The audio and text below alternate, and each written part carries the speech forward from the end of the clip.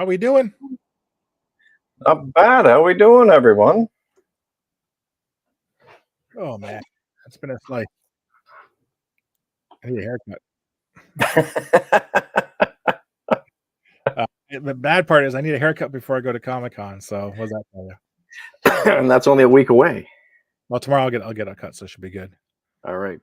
So, Let's do do we do a poll and then find out what kind of haircut Uncle Gutty should get?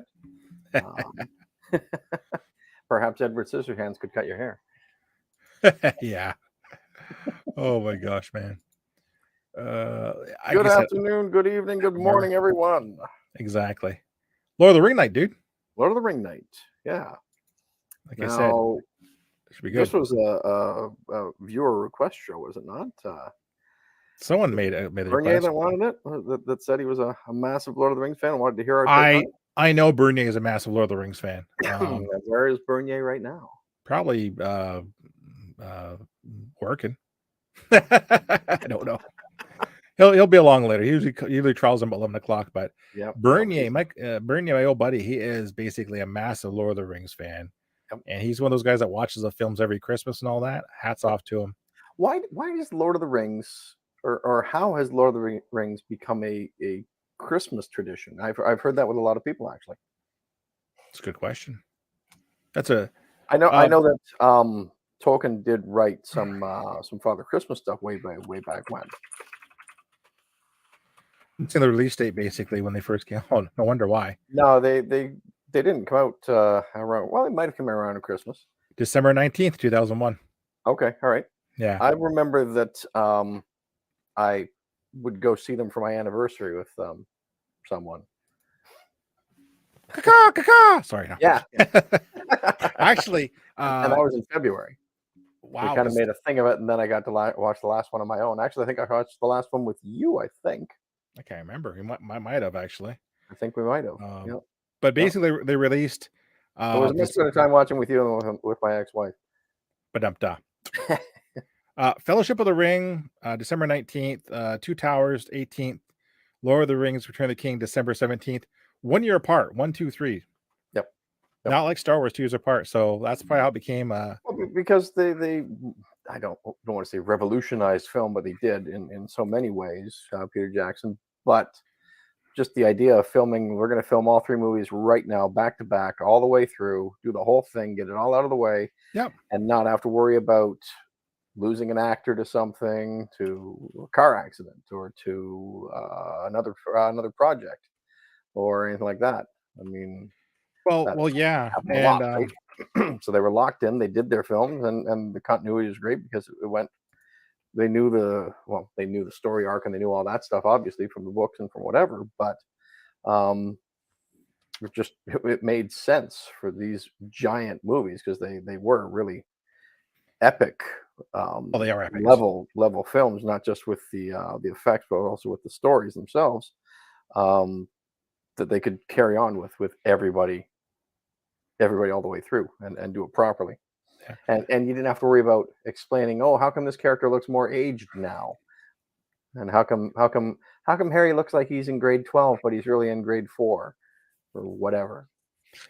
Yeah, like I said, I think it's a part of Jackson. Like, Jackson's a very competent director. Hats off to him.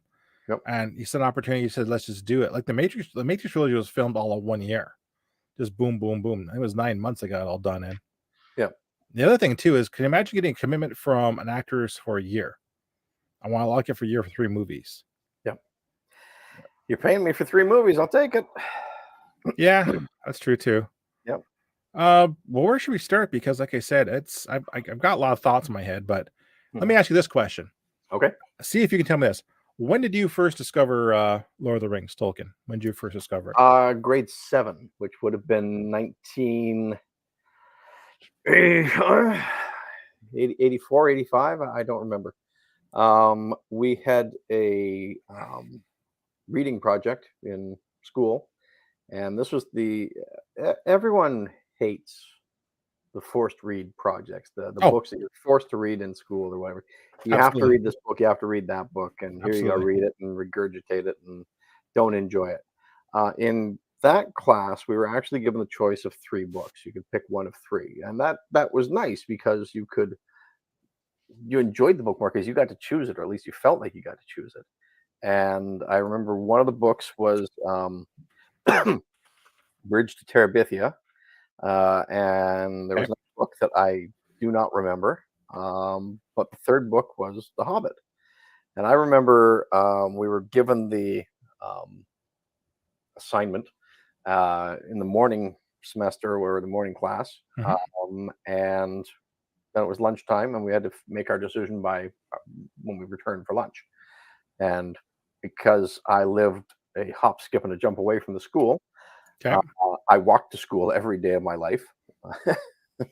And I didn't know where the cafeteria was in my high school until the very last day of my high school education because I went home for lunch every day. Oh, I didn't need to know where it was because I went home and watched The Price is Right and Flintstones cartoons over lunch, made my own sandwich, and went back to school. Uh, okay. you had that first period in the afternoon spare as well because you take a little nap if you wanted to. But going back to our Tolkien question, I went home for lunch that day and called my father up and asked him, "Hey, what book do you think I should read?" And he said I should read The Hobbit. I was like, "All right," because I knew that I had heard of it. I wasn't too sure what it was, but I remembered seeing something like that on his shelves once. So I called him and asked him, and he said, "Read The Hobbit." And yeah, that was how I chose it and fell in love with it. The Hobbit is still one of my favorite books. Um, I I don't know if I want to say I prefer it to Lord of the Rings, but it was a different style, even though 100%. prequel and same universe and all that sort of thing. I mean, it was kind of a prequel without being planned to be a prequel, even though he had this massive, huge universe all planned out in his head. Back in the day, I don't think it was very successful as a book from the get go. So having the other novels being published, let alone written, were a bit of a crapshoot. I mean, it might not have even happened if Papa didn't take off when it did finally. But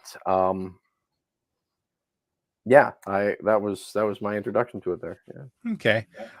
Mine was in grade 9. I was, I was a book nerd, and again, The Hobbit was my first kind of introduction to it. Um, the Hobbit and Lord of the Rings books were everywhere. They were like mass-produced paperbacks, right?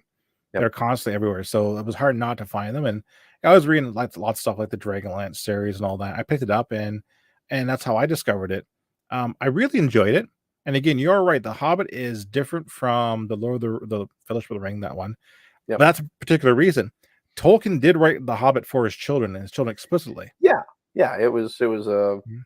it was a family book, Yeah. kind of meant to be read around the fireplace or as you're putting the kids to bed or whatever. It wasn't too heavy on the allegories. It wasn't too No. heavy on the fright or the fear factor or anything like that. It wasn't too heavy on the violence, things like that.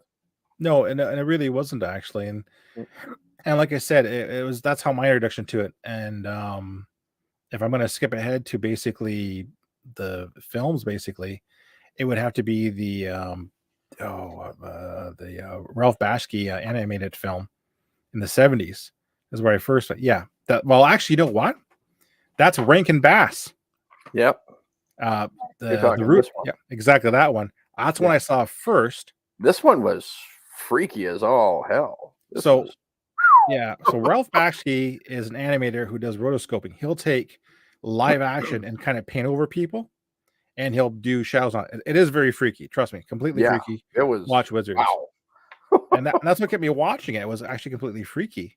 Yep, A lot of people think The Hobbit and The Lord of the Rings are related. They're actually different studios, different styles, and all yeah, that. yep, So that's where I really kind of got my taste for it. And like I said, creepy, yes, good, questionable. yeah, But it was kind of funny because trying to do a bit of research for this, I always heard the Tolkien estate was very protective of its license yes, around the yep, material. yep, Apparently, since 38, they've been trying to make films anyways. yeah, And what happens usually is someone gets an idea, they approach the Tolkien or Tolkien estate, and they change them. They get so far, then someone says, "You know what? We can't. This film is too complex to make," and they kind of bail on it. That's been the story since '38. And obviously, those animated films, if you watch them, The Hobbit is pretty much self-contained. Thank goodness. Bashki's Lord of the Rings is not. I think it only covers like technically the first book, I think, or two. Yeah, it goes halfway through, I think, Two Towers. Yeah, and you know what's funny though? Not even all the way through, because then eventually you got another Rankin Bass Exactly, bookending it. to finish it off. And that's funny because there's a lot of bad blood between Bashki and Rankin Bass for that. Oh yes, example of the animation. Come no closer, I warn you! Rotoscoping. Yeah.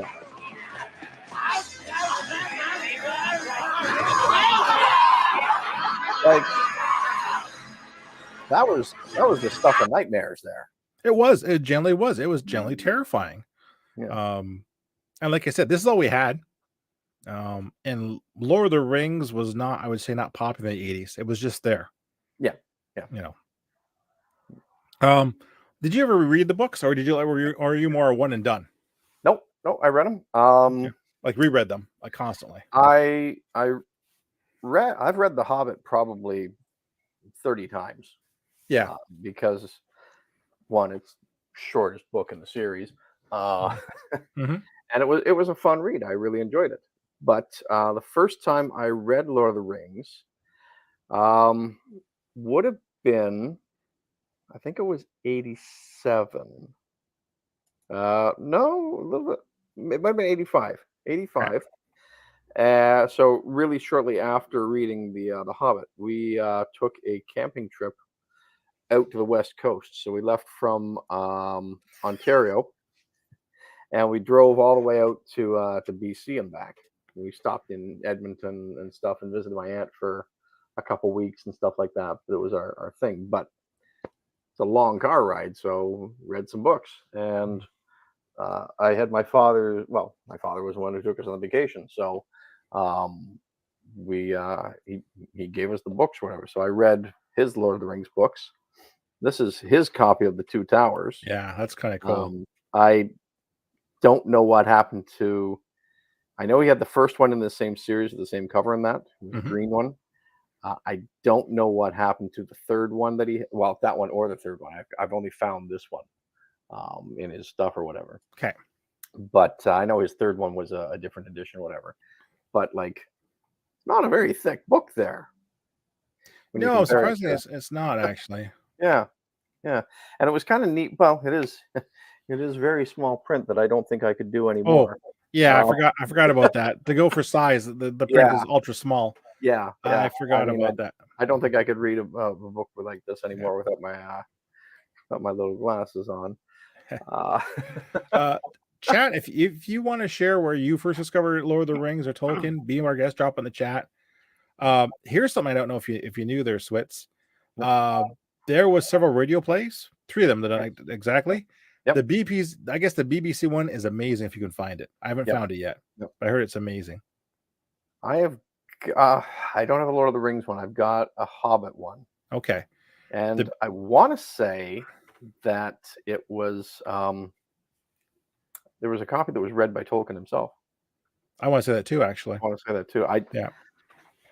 Hang on one second, folks. I'll be right back. Yeah, I think the BBC one is a full cast production. If you can go and find it, it's great. It's a wonderful listen. Audiobooks are good too. Like I said, I'm a big fan of those. Let me see what else I'm going to say here. Yeah, I like Hemi Cake's comment. Shortest book, making more than one film. The Hobbit is a short book, but Hollywood, let's make lots of films to make money off it. And I think the best comment about the Hobbit film comes from Stephen Colbert, who is a mega Lord of the Rings nerd, and he says, "Don't watch it." So anyway, I have this BBC one right here. That's the one. That's the one. That's the gold standard. So this is this stunning dramatized BBC production of Tolkien's classic is presented in 13 hours on 13 compact discs, starring Ian Holm and featuring a cast of 25 performers. especially composed music and sound effects. This beautifully packaged box set is the perfect gift for every Tolkien fan. Why do you put that on the back of the thing? I've already bought it. You don't have to tell me it's a perfect gift. Or you tell me to give this away. Ian to someone Holm. else? I wonder who Ian Holm is. Who's that Ian Holm person? What do you play? He played Bilbo in You played Bilbo. Fellowship of the Ring, Yeah.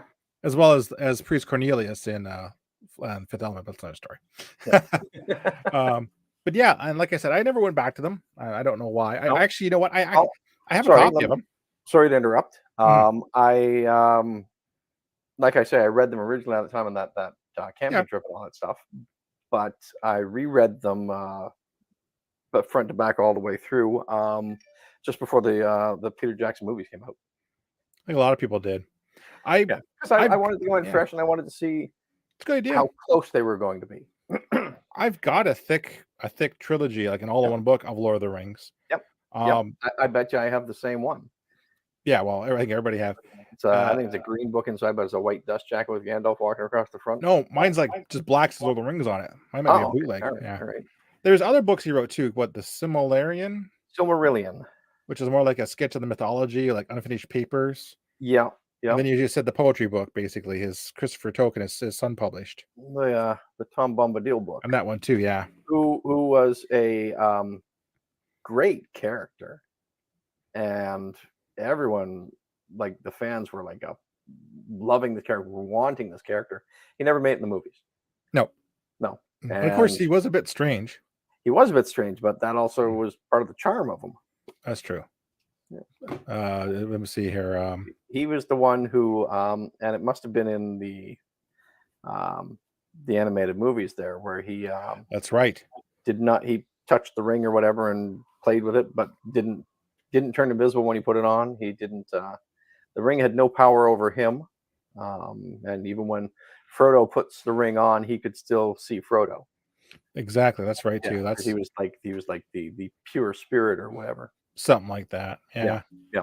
Yeah. So yeah, I've got that. Yeah, and that would have been really cool to see in the movies. That book that I just showed was out of print for the longest time. It only came back in print very recently. I want to say it came back in print when the Hobbit films were out. It has to. I snagged it up there because you could not find that one, or I could not find that one for the life of me. Because I was looking for it, and it doesn't appear on his list half the time. So yeah, it's one of the ones you want to scoop up and keep, basically. Yeah. I guess we talk about the movies. Yeah. I'm sorry. I've got another Oh. Hobbit one here. Oh, that's nice. And this one's a little box set, and it's got maps because he loved maps. Oh my gosh, the maps of the Middle Earth. Yep. Are art pieces themselves. And yeah, this is Tolkien reads an excerpt from The Hobbit on CD. It's a nice so this one. was obviously done for some sort of a radio production or something like that. That's nice to have. Or perhaps a BBC. I think he reads the riddle scene from The Hobbit, which was my favorite scene. I think definitely or easily, in that book. Riddles in the Dark was fantastic. I thought. I'll go in a segue here with the maps. Yep. They're gorgeous. Yeah, I think having a map of Middle Earth on your wall would consider basically fine art, in my opinion. Yep. I've got some of those. Adam Savage from Mythbusters was a big fan, and I know that he recreated a super massive file, high definition graphic version of the maps, or one of the maps. And I think I downloaded it somehow years and years ago, and I've got it somewhere. But he put like individually drawing the mountains and cloning the mountains and bringing them over and copying and pasting and layering and and all that stuff. And he made, I want to say he made two versions. He made a black and white version, and he made a weathered whatever version. So he made the version that you would see in the movies, and he made like a plain version so you could print your own and weather it yourself and know that. And I did one of those. I did that actually for my father. For Christmas one year, because he was a massive Lord of the Rings fan, and aged it with tea bags and dripped wax on it and burnt the edges of the paper and framed it for him. And he really liked it, which was really cool. That's cool, Switz. Yep. Yeah. Do you remember my father's Lord of the Rings story? I was gonna ask you to tell it because Okay. before we get into the movies, Switz's father saw it before anyone, but there's a story to it. So There's I'll a let you story. indulge. Back, what year was it that they came out? 2001. 001. Yeah. Yep. So 2001. The CBC had a contest for the Lord of the Rings, announcing the upcoming movies and all that stuff. And the thing was, it was a trivia contest basically, and you had to submit your answers online and do all this. So every day after the news or something like that, they wrapped up the news with the contest, and you had to get the question and send it in and all that stuff, answer the questions. And one of the questions was like, what's a hobbit's third breakfast called or whatever, and Dad knew it was called Elevenses and stuff like that. So he submitted his answers, and he was one of the 5 winners. And the 5 winners got to go to Toronto to, I want to say it was Casa Loma. Probably, but I can't remember. I think it was Casa Loma for a advanced screening of the movie, the first movie, The Fellowship of the Ring, and they got a nice dinner and gala and all that stuff. But there was also a Lord of the Rings car, and I believe it was a Volkswagen Beetle. It was a Beetle. I don't know why they chose a Volkswagen Beetle, but they did. Beetles are cool. But he could have won. There was the chance to win this Volkswagen Beetle, what you could win. And basically they drew numbers out of a hat or something like that. And they were all lined up, and they got to pick the key out of the sorting hat. Oh wait, that's a different franchise. But I assume it was probably out of a bucket or something. I don't know. But they all had the 5 winners all had their key for the car, and only one of the keys was going to work and start the car. Whoever had that key would win the car. So the first guy went in and tried to start the car, nothing happened. The second guy went up and tried to start the car, nothing happened. Third person went up and tried to start the car, nothing happened. Fourth person went up and tried to start the car, nothing happened. So this is looking great because my dad was the last person in line. I don't know if they did it by height or if they did it by age or alphabetical, or I don't know how, but he was last in line for it. So he should have just said, well, hey, we win. Let's go. But no, he had to get in because it was all being filmed for stuff and all that. And he got in the car and went to start the car, and the car didn't start. So none of the keys worked to start the car. So they had to take a time out. They paused everything. They got it all set up. They found a key that worked to start the car. Yep. Then they redid the contest, and the third person won the car. Yes. Yeah. So my dad was this close to winning a car, and I don't know if there was a trip involved or not, or no, I don't think there was. I don't think there was a trip to New Zealand. I think that might have came with like the Hobbit movies and stuff like that. But he got like a 1 ring though on the chain, didn't he? He did get a 1 ring on the chain, and his wife has that. Well, unfortunately, I kind of really wanted that, but you never know. that would be really, really cool to get from him. My dad passed away in 2021, so there's that. I remember him vividly when we asked him what it was like telling us. I can see his face as clear as day. My dad was a storyteller. Mm-hmm. He loved to tell a story, and he would do like the sound effects for it. Like then we went up the stairs, and he'd be beating on the table or whatever, telling a story and all that. Yeah. I remember that though, because he goes, "Well, it was good, but," and then he kind of goes into it like that. But I like how he just sit and thought about it. Go, well, it was good, but yeah. So, Fellowship of the Ring. Yep. Your first thoughts when you saw it, basically. was a long time ago now. My first thoughts. Wow. I think my first thought was, boy, I need the bathroom. It was a long film. It was a long film. Yeah. Yep. And I'm sure that was probably my father's first thought too. Uh, no, I really enjoyed it because it was big and beautiful, and the effects and things were like things that we hadn't seen before. It was heavily CGI'd, but it wasn't noticeable CGI, I don't think.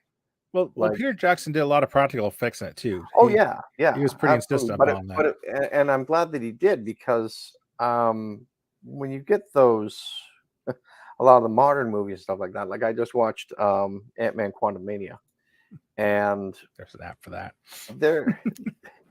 there was probably, I think 7 minutes of practical locations. Everything else was all on a green screen. Yeah, the I entire love rest of the practical movie. effects.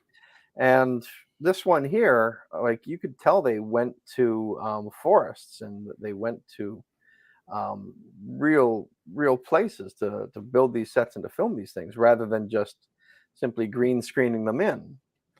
Well, even the height That's not what difference. my living room looks like. I was gonna say, Yeah. no, it's not. The height difference is all forced perspective. These are not A CGI lot tricks of to times, shrink the yeah. actors. Yep. And Yep. like when you see how they do it, you're actually blown away because it Like, works. oh, that Yeah. would have made a whole lot of sense. Yeah. Yeah. Yeah. I remember when I saw it, I didn't know what to expect. Didn't have high hopes. But when was the last time you had read the movie or read the book? Sorry. Oh, it was a while since I seen it, but Yeah. like I said, I couldn't see it being on the scale to capture the feel of the books.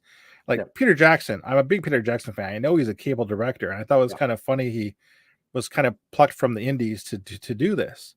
Well, before that, he had done some. I guess one of his bigger mainstream ones would have been The Frighteners, eh? Still, though, he's Yeah. competent and can do. Oh yeah, yeah. Like, to go from Actually, he used a lot of the effects that he had practiced in The Frighteners, I hear, in he Lord of did, the Rings. Yeah. he did. Yeah. I couldn't believe it, but like when I saw it, I was genuinely amazed and impressed, 100%. Yep. And Sorry, I'm just looking on my computer here for some pictures, okay. because my dad did go to New Zealand and saw all the sets and stuff like that. Well, the Hobbit village and things like that. And it was really kind of cool. I was impressed by it, and I liked it a lot, but disappointed though that I found out was to be continued. Yeah. Well, that one's on you, because it was pretty common knowledge that there were 3 books in the series. Well, yeah, that is on me. Let's see. So what are your thoughts on the other 2 films? Because basically once the first one broke the ice. Again, really fun. And I think you kind of have to watch them all together as a whole and kind of evaluate them on that. They were fantastic works of art, with the pioneering technology, obviously with a great story to back it up and all that. Did they get some things wrong? Yes. Did they add some stuff? Yes. Did they take some stuff away? Yes. Did it hurt the mythology? I don't think so. No, I mean, think little things that, like, the whole it doesn't simply walk into Mordor thing was not in the books. That was made up for the movie. The line that's fine though. became a meme, which was not a thing at the time, but The spirit was there, I think. yeah. They changed a few things around here and there. They used different armies here and different armies there, and things like that. Partially to make it more spectacular for the screen. Well, yeah, exactly. Yeah. Like I said, after I saw the first one, I was definitely hooked on the second and third for Yep. sure. Yep. Had to go see that. Well, yeah, and that was the nice thing about them too, being such big films and being separate and all that stuff, is that you pretty much guaranteed that 90% of your audience was going to come back for the next ones, Oh, because absolutely. the ones who might not, their dates might not come back for the next one, but you never know, right? Well, exactly. Um, so, like I said, films question were beautiful. I thought Jackson's choice of casting was Yep. exceptional. Yep. Yep. No.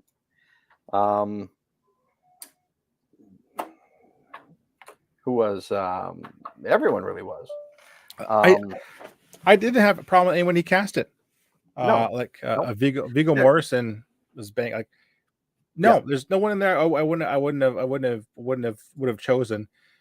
In fact, I think picking Christopher Lee was an exceptional choice. Yep. Not Yep. only that, because he was also a fan of Tolkien and want to make sure things were in the movie. Yep. Um, Ian McKellen was oh, fantastic. as Gandalf, there's no question. Yeah. Yep. Elijah Wood, I kind of cracked up at because Elijah Wood, right? Yeah. What's this guy Yeah. gonna do? Turns out basically he did quite well. Yep. Yep. Even Sean Astin. Oh yeah, Sean Astin. Like all in all, basically, I have no problem. The casting helped make the film, I'm and gonna say, though, probably the the most surprising, the best casting that came out of the entire trilogy, Mhm. got to be Andy Serkis. oh yeah, I'll be so bold to say put him on the map. Yeah. Oh yeah. Absolutely. Yep. Thank you for Um, falling over but- first. Yeah. That definitely being Gollum, doing the motion capture, doing the voice, doing the whole thing, showing the range from oh to ooh. Well, he made a whole career of it, right? Yeah. At Yeah. this point, Yeah. yeah. So I was impressed with everything I saw. If you want a real treat, go on YouTube, look up the Four Hobbits doing Comic-Con stories and stuff like that, because the stories they tell are absolutely hilarious, from the pranks and all that. Well, whoever they were, I can't remember their names, all of them. The ones who played Merry and Pippin. I looked it up. Billy Boyd and Dominic Boyd, yep. Monaghan. Yep. Those guys are hilarious. They are insane and great. Yeah. They said we got to pay. The stories they tell, the pranks they tell. Well, they got paid a whole year to act and do nothing, and so they had this place and all that. And he goes, after the first week, I came down, and he saw Billy Boyd sitting naked from the fire, smoking a pipe. He goes, "This is going to be a good time," he says. Oh no, they go back to the stories out, but yeah, like I said, Lord of the Rings, the trilogy was amazing, groundbreaking. I'd say basically put what on that. Like, there's so many firsts and all that. And I think basically made Hollywood sit up and say, you know what, there's some money here in fantasy. Yeah. Let's see what else we can do here. Yeah. But I don't think I can say anything between Lord of the Rings and The Hobbit really approached the success or the scale of those films. Yeah. I'm trying to think what came between, Harry Potter, okay, whatever kind of thing. But no, I'm looking for like epics and stuff like that. Now, the Hobbit trilogy. Oof. Okay. We went there. Wow. we had the good boost with Lord of the Rings, and now we got to move into the Hobbit. As Hemi said, the shortest book got the most movies, It did. and I think that kind of hurt. They were going for cash grab. They added a lot of stuff to it, and a lot of stuff that did not need to happen. 100%. The Hobbit was meant to be a simple children's story. Yep. And they stretched into 3 freaking films. Sorry, I'm gonna jump in with something here for a second. And as I said, Stephen Colbert, the biggest Lord of the Rings nerd on earth, tells people don't watch The Hobbit. He's even in the third and, Hobbit and film. he's in it. Yeah, he's even in it, but don't watch it. Yeah. All right, there you go. Nice. There was the Lord of the Rings contest. My father there at the end in the shirt and tie. Rather obviously, as the other ones don't look like they're old enough to be my father. I can't see him. There's the There's living the- car. Yes. There's the car. You go home on that bug. Yep. I think they used the bug because back then the bugs were popular. Yeah, they still are. They're a great car for advertising. Well, absolutely, yeah. Like you can get your message on them and all that stuff. Yeah, but The Hobbit, I must admit, I was expecting. I had the same expectations as I did for Lord of the Rings when I saw The Hobbit. Yeah. In a way, they tried to make it a bit more of an action movie. True. And it didn't need to be. It was still a tremendous amount of fun for the effects and for some of the characters and the actors. The dwarves I thought were all really well cast and well done. Absolutely. Bilbo was really well done with Martin Freeman there. Absolutely. No question about the casting was Gandalf on. was fantastic. But then they added Sylvester McCoy, who I personally love, as Radagast the Brown, who was not in the books. He was maybe mentioned in the book. That was like, and it was a whole little subplot that they just, if you'd read the book, you knew that it was kind of just tossed in there for filler. extremely for filler. Like they had, and to stretch it out into three movies. like I said, 474 minutes they all ran without the extended edition. Yeah. And the filler there is quite obvious. And like I said, sorry, another great actor in that movie was Benedict Cumberbatch. Oh, yeah, exactly. Playing Smaug. Yeah, I was quite disappointed when I saw. Actually, I've never seen the other two. I watched the first one. I'm like, Well, you didn't even get to see Smaug then, did you? Because he wasn't in the first one. No, I've seen clips, so I'm like, is it really worth my time watching the other two films? Like, it was a drag. Yeah, a little, yeah. And you've done it though; it's worth it. Yeah, it made money. Oh, absolutely, it made money. It made lots of money. Yeah, I'm looking at the numbers here, and I wouldn't say it's a critical. It was a critical success, but it wasn't Lord of the Rings Fellowship of the Ring success. I'll say that much, basically. No, it wasn't. No. And of course, all the times and all like that. But yeah, I still haven't watched that and all that.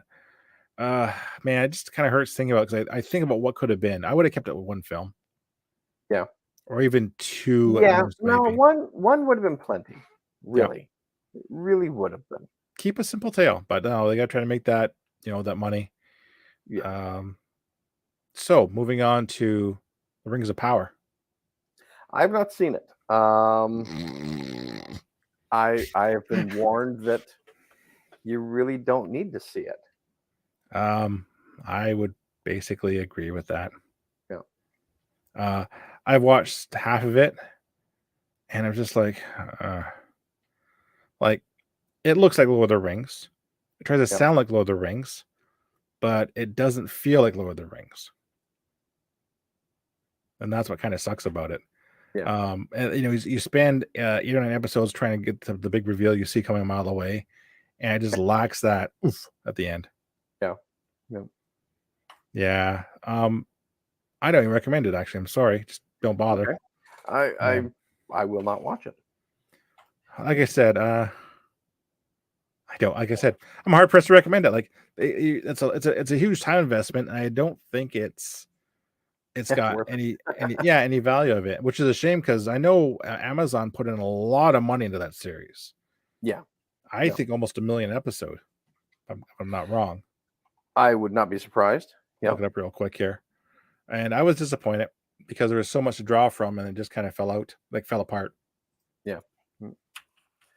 I'll give you guys another little treat here. My father's New Zealand trip. Nice. And he made it to Hobbiton. movie set in farm tours, home of the sheep farm experience, Oh, hey, you can't go wrong there. the Shire's Rest Function Center Cafe. And then Okay. he got to be a hobbit there, put his knees on his shoes. And Oh my God. That's your dad, all right. yeah. But Oh, he loved it. He absolutely enjoyed it there. I wouldn't mind getting there someday. Yeah. It would be cool. It would be fun. There he is trying at to the see the restaurant, I guess. Yeah. Is Yeah, that flickering for you at all, or with the you or images? the picture? The picture? No, picture looks fine to me. Okay, it's flickering on my end, but Okay. oh. Okay. And there we are at my father's memorial. Nice. Yeah. You see here. Okay, Rings of Power. I know it was expensive. Oh shoot, yeah. Screw that. Looking at both on the heavier side of 1 billion. Yeah. I guess that's why Prime goes up $1 every year. I knew it was something outrageous, and that's why another thing that disappointed me about the Rings of Power is they spent a lot of money on it, but Yeah. I don't know. I just that one hurts. Like the Hobbit, I can live with, but Yeah. that one hurts. Yeah. The Hobbit, also because the Hobbit, is in capable hands with Peter Jackson, and it's also from the source material, if not exactly. It's very, very heavily influenced by it, and it's not going to do a disservice to it because of who Peter Jackson is, and And he had the books to go off of, right? yeah, it was all mapped out, laid out, and you knew the story worked. Now, I assume that they would have worked from some of Tolkien's notes and some of his other books and some of his other works, his poems and his essays and things that he had written on the whole Middle Earth workings and stuff like that. Probably a bunch from the Silmarillion, but you're also kind of writing like the last few seasons of Game of Thrones without knowing how the author's going to end the book. Well, yeah, exactly. Yeah. No, like I said, I don't know if they really got into Tolkien's history as much as it could, but yeah. Yep. But no, Rings of Power did cost $1 billion to make. For what was on the screen for 8 episodes. There was a lot of CGI. 8 episodes? 8 episodes. Wow. Are they going to do more of it, or is it done? I think Is it's it done. like a season 1 and that's it? Did they leave it on a cliffhanger or anything like that, or? Yeah, well, kind of, sort of, but I think it's done. But contained enough that you don't need another one? You need this one. Sorry. Yeah. But obviously, like, Amazon is not a dumb company when it comes to spending their money, I don't think. So they obviously knew there was going to be a market for it. It was a bit of a vanity project, Yeah. Someone had the opportunity to make it, and they said, "Let's go for it." Yeah. I think even the guy's kids said, "Don't screw it up," and they screw it up. Yeah. Kids, they always say that. Yeah. Let me see. I guess with the films and all that, the spin-off thing, there was all the merchandising. Yeah. Like the Burger King toys, the glasses and all that were really kind of cool. I've got the glasses. The glasses were really kind of cool because they had a glass goblet, and the bottom had a little rubber piece that you could hit a button and it would light up. Yep. Safely, of course. Yeah, well, that's why it was a rubber piece that would come off, so you could like keep that separate and not put it in your dishwasher, not wash it when you wash the glass. Like exactly, basically. Yep. But yeah, and so what do you think of the future of the Lord of the Rings? Where can it go from here, basically? I want to say I've heard rumblings of somebody wanting to remake the movies, and really, yes, and I think that would be a giant mistake. I don't think you can make them any better unless you were to go The only way you could make it better Hmm. would be to follow word for word, line for line, step for step, everything that happens in the book, and not deviate from that at all. That would be the And only way you could make it enticing, I think, to other fans, because the current movies are just fine. They do not look dated or anything like that. They don't look yeah, hokey. They look perfect, and all that. So there's really no need to remake them.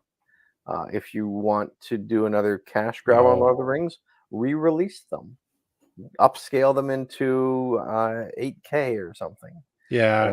and do that and let it run that way and see what happens. But you don't need to remake them, I don't think. It's one of those franchises I would not mess around with. Like, how do you improve on Peter Jackson? I don't think you can. It's like, why do you fix what isn't broken?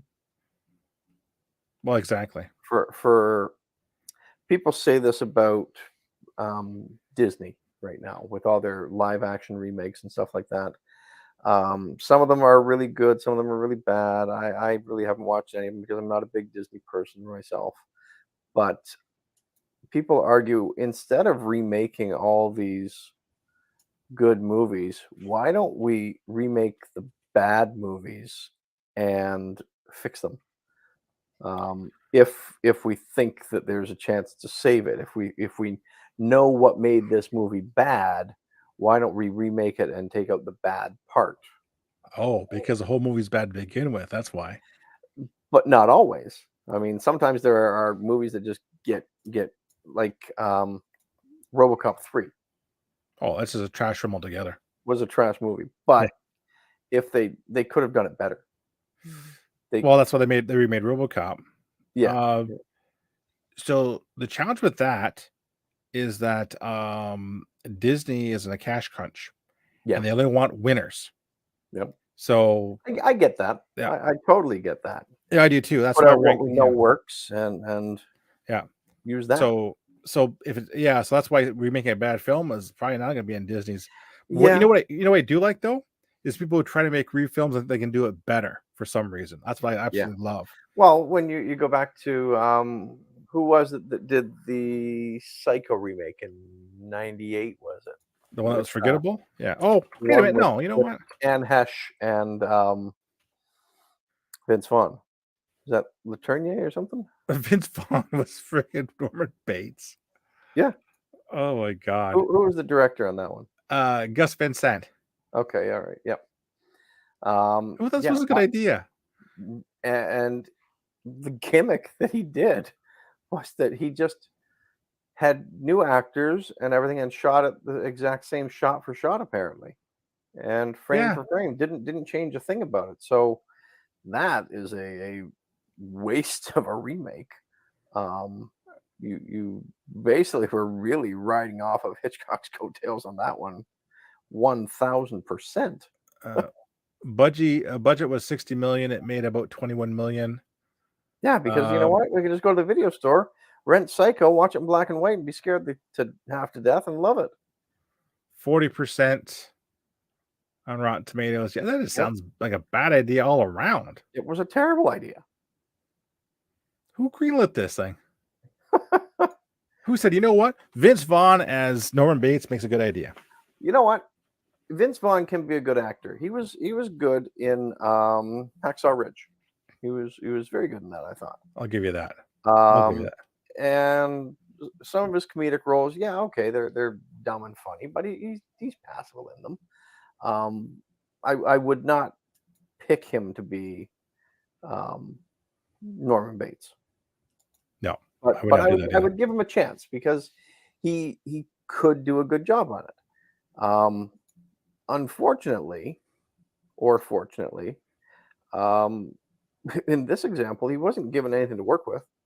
He wasn't given any free reign. He wasn't given like the ability to develop the character in a different way or anything like that. If every shot was supposed to be the same and stuff like that. I mean, maybe he threw in a couple extra eyebrow raises and eye glances that would make it a little different. But if they truly weren't allowed to change the dialogue or anything like that, why bother? Makes sense. Yeah. So where does Lord? And you can't really judge his performance based on that, I would say. No. Yeah. So where does Lord of the Ring franchise go from here? Like, does it Hopefully go not anywhere? be a remake. Yeah. I think if this were the 80s, you know what I would say? Hmm. It needs an after-school cartoon. Yes, I Like a agree on that big, one too. long, stretching Masters of the Universe, Thundercats, big cartoon story. I would definitely agree on that. Actually, That would be kind of cool if this were the 80s. It's not. So I don't know what kids do when they get home from school. Probably the TikTok or the Walkie Walk or the whatever. Those darn kids. and yeah, it's been 22 years. So oh man, like 22 years, well, 19 years really since, oh or 20 years, I guess, since the last one, 2003, right? well exactly. Yeah, Yeah. that's true. So because we've lived through them Mhm. both and all that, I like to think that 20 years is not a long time. No, I'm trying to think about remakes that have been done. Well, RoboCop, but RoboCop. that was like 30 years, but Yeah, still, again, didn't need to be done. Halloween was about 40 years, Yeah, yeah. and again, didn't have to be done. Does that really count as 40 years? Because the series was ongoing all the way up to like 15 years ago before they Well, it wasn't remade really them. connected to, right? So it Well, was they like a had the Halloween H2O and the Halloween Resurrection and all yeah, that stuff. they just dropped that and they went to the new direction basically, and then Yeah, but when they had those before Rob Zombie made his. they went another But like, direction after that, Ed, either. yeah, Ah, yeah, it's you're right kind too, of, basically. why remake that when it was still kind of ongoing, Yeah. and you could have just continued that storyline somehow, probably, I don't know, rather than rebooting. Yeah. And then they did umpteen years later in 2017 or whatever it was with the Jamie Lee Curtis return and all that stuff. Hmm. That trilogy, right? I'm trying to think, and this is a bold idea, probably a bad idea. I'm Is in. How much money do we need for it? well, think about it. What if you started filling the tales between the time Frodo dropped the ring into the mountain, whatever kind of thing, or the time that Bilbo came back, basically, because Bilbo had many more adventures. Yeah, and that's where I think your cartoon could fit in. I think that's where I would go basically because the time Or after, yeah, yeah, or you, yeah, it's kind of like Star Trek. yes, You know what's going on in the main universe, the main storyline, but you still got ships over here doing stuff. yeah, So and like you can do yeah, it that way, and you can have like the main story going along where they're going to Mount Doom to get rid of the ring, but you can have these other characters over here. What were the elves doing? What was Elrond doing during all of mm, that? What were Galadriel doing? What mhm. the dwarves doing after Smog died? Well, That that's actually the Rings of Power. That what they did before the rings, and that was yeah, before though, and we yeah, don't need to know that. But mm, what you could do an in between series, could somebody could, maybe we could, I don't know, I doubt it. I wonder if Um, Bilbo. but you could show the stories that were happening inside the established universe at the same time as well. Now Bilbo's going back to the Shire and all that stuff, having a few adventures along the way, and you see the dwarves doing whatever they're doing, and you see the rebuilding of Lake Town. You see um, Bard as the leader of Lake Town mm, and things like that. No, I think I'd pick Bilbo's Adventures and go with Yeah, that because that's wide open. But I and, don't and think, yeah, you could do that and have him intersect with all the stuff, all the crap that I was just talking about too. yeah, He just happens to walk into the dwarf city for a change. yeah. He needed a But change of shoes for his pony. I don't think that you could remake Lord of the Rings. Well, I know you could be successful You do it. can. I don't think you should. No, well, first off, the money you got to invest to remake it, right? Because that was an obscene amount of money that was made. But it made an obscene amount of money, but you had to remake it, right? Yeah, So yeah. I don't think that's a. And how do you improve on what Peter Jackson done? I don't think you can. Or how do you put a twist on it? What? Yeah, you're not going to surprise anyone because we've seen it before. We know the stories and all that. I would at even, least yeah, anyone who's going to see it has already knows it. I would even argue too that it's still fresh in people's minds because they're still watching the films. Yeah. So If yeah, if I'm a parent and I want to introduce my children to Lord of the Rings, mhm. first I'm going to make them read the books. Second, I'm going to show them the Peter Jackson movies. I'm not going to take them to these new movies No, to introduce them to it. I'm going to watch the original ones because they no, were bang on. and they're still fresh in your memory, right? Because we're still Yeah. watching them. So Yep. Yep. yeah, They're still in reruns on AMC and stuff like that. They do marathons with them on TV all the time for the holidays. yeah. But like I said, I don't like. I had heard that people want to try to remake them, but I don't. I think that's a horrible idea. Like Yeah. financially, Yep. it's like if I can go on a tangent here for a bit. James Gunn rebooting DC and casting a new Superman. Yep. Henry Cavill still looms large to me, basically, unfortunately. Yep. So if you're going to redo that, just like Lord of the Rings, you're going to have to basically bring a better cast or a better story or a better something, right? If these old actors who've played the roles, if these previous versions of the films are not so well remembered and so well loved and so well revered, why did you bring Michael Keaton back to play Batman in this new Flash movie? Touche. Because nostalgia sells. It does. So, but also fans would be up in arms if they had another actor playing that Batman, Okay. It's true. right? So you know what they want, you're giving it to them. Yeah. I got to You say, know what they want for Lord of the Rings, just give it to them. Just give it to keep them. what we've got. You don't need to. You Oh, don't yeah. need to give them anything else in this case. You know You what? want to expand the universe and keep it going. Mhm. Well, then you do some more theatrical releases. You re-release them again. You upscale the quality. You do I think so. special editions, whatever. You put out at theaters like the giant unedited things. You make a musical. The yeah, okay, don't do that. You saw the musical. I did. You see saw the musical. damn musical. I did. And Yes. We and I back. This was 2016, I gotta, yeah. and it was June 17th. My father got married for the third and final time. I can't believe they made a musical Yeah, of it. and back at the time they had Lord of the Rings musical going on, so I got him tickets for Lord of the Rings musical for his wedding present. Got him 4 tickets. I was going to go with my wife and him and his wife. We would go and spend the weekend in Toronto and see all that. And that was kind of what happened, except that I went alone because that was the weekend my wife left and moved out of the house. So Because you went and saw Lord of the Rings. No. I went to Lord of the Rings. So that Music- was the- kind of the- cool. That the was a lot musical. better than being at home that weekend. I'll tell you that. Oh, Um, so here's some history for you because I knew it was bad. Yep. Premiered in Toronto in 06, Yep. moved to London in 07, costing 25 million pounds. Most expensive stage show ever produced.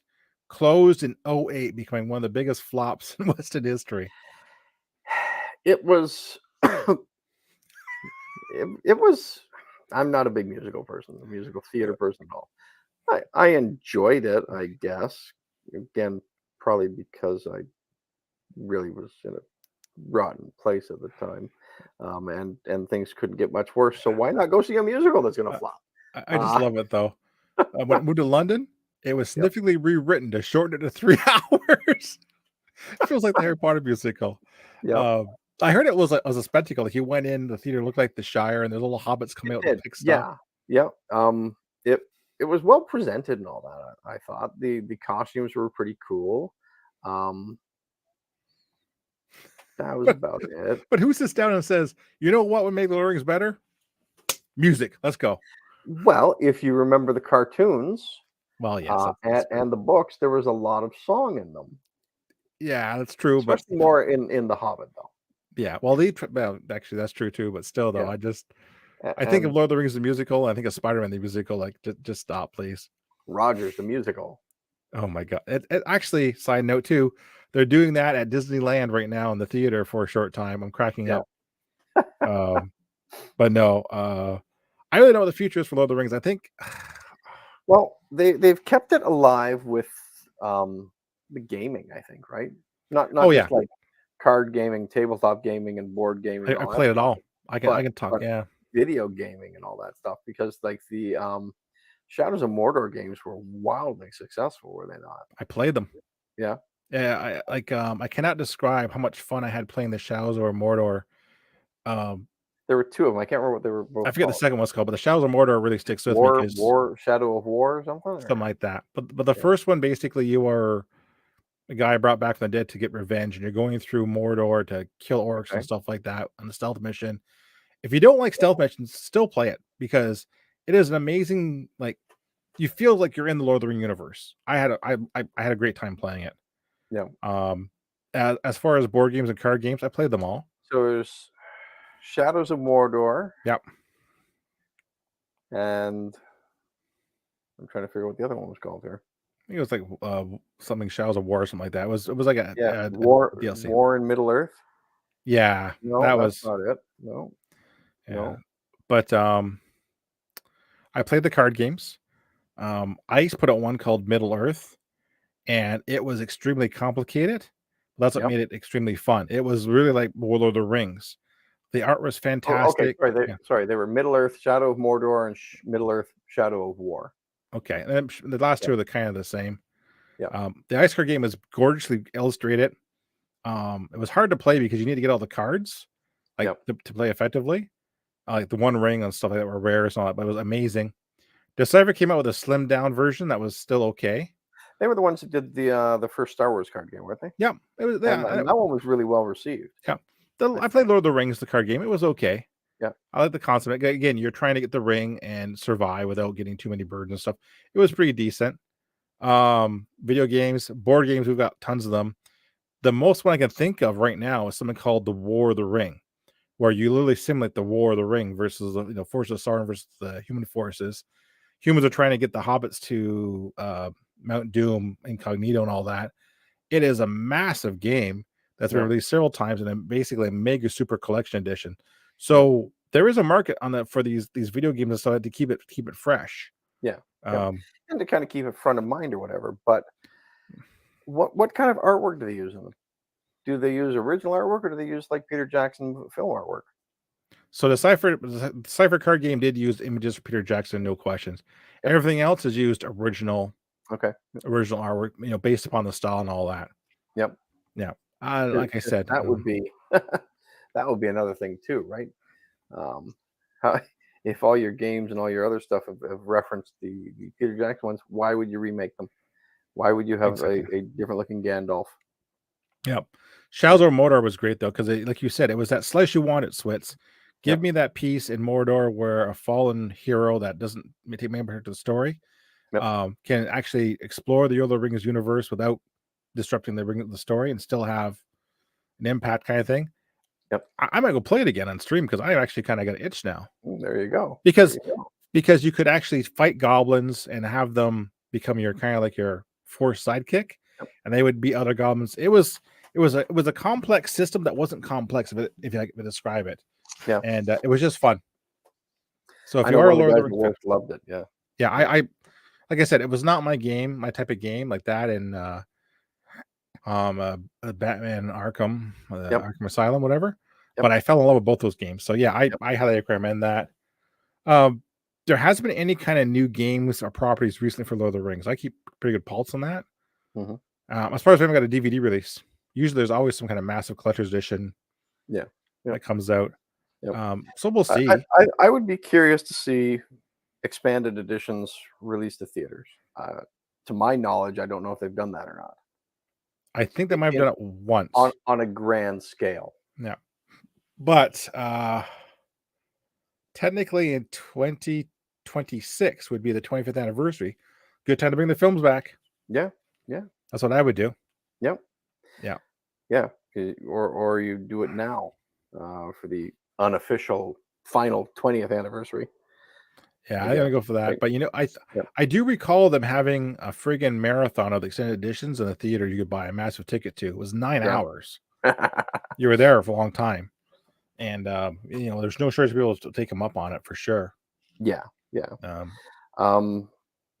I what do you think about the Oscars that the films won? I'm torn. Okay. Part of me says, yeah, they deserve them. Part of me said it feels like Tolkien, you know? I think the best picture win at the end was a token win because it had won so much stuff before. And I don't remember if it was nominated for best picture for the first two or not. Can't remember, but it But felt kind of token. it was like, yeah, we're going to give it to you because you guys, well, a token win, but a deserved win. It was A kind of like, recognition. yeah, you guys did this Mhm. fantastic job all the way through, and we kind of need to recognize and reward that. Could have done a I special do Oscar think or something. that McKellen got robbed and should have gotten his acting Oscar for that one. That I agree with. He was nominated for the first one, I believe. Yeah, they're Yeah. all fine actors, but McKellen's Gandalf and even Lee Sauron was a step Yeah. above.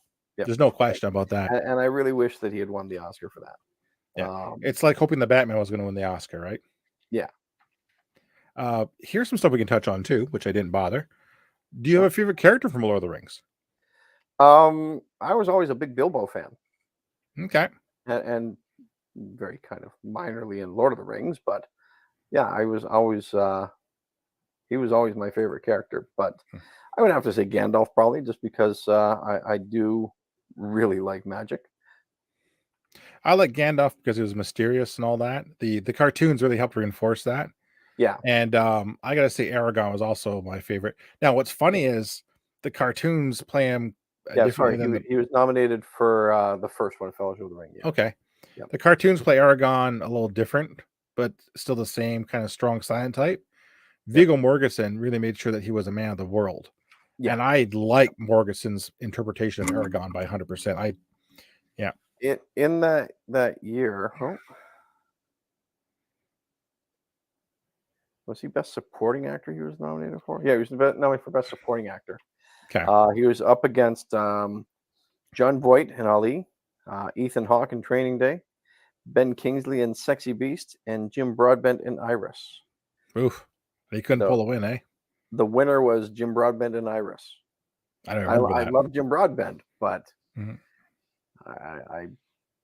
I think he should have pulled that one out. And it's a And shame Voight and that Ali, yeah. he didn't get nominated again. Yeah, it is a shame.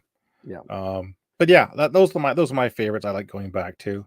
Yep. I know a lot of people like Golem, but that's kind of an easy pick sometimes. Do they like Gollum the character, or do they like Andy Serkis's performance?